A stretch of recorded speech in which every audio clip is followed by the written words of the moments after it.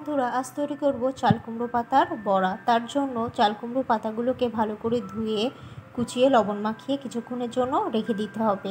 এর থেকে যে জল বেরোবে সেটা নিংড়ে নিতে হবে।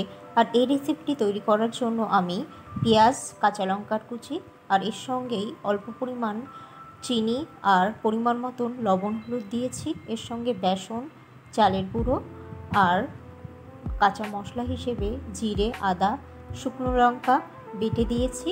আর সবশেষেই জল দিয়ে ভালো করে মিক্সড করে নেব। তারপর কড়াইতে তেল দিয়ে তেল গরম হয়ে গেলে চপ আকারে একটা একটা করে ছেড়ে দিতে হবে।